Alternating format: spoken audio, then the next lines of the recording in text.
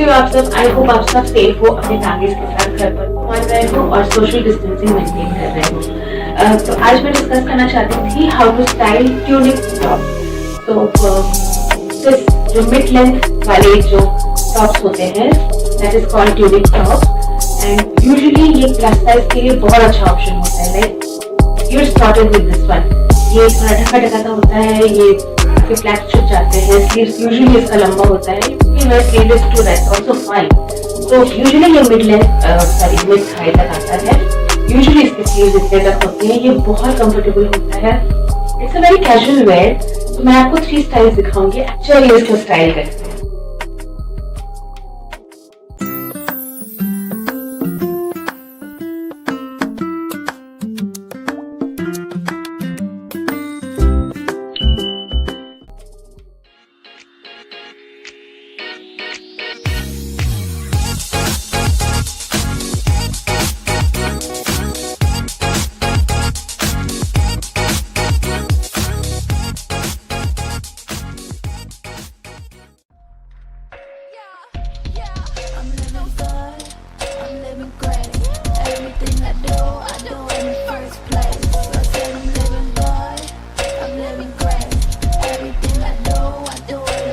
Play.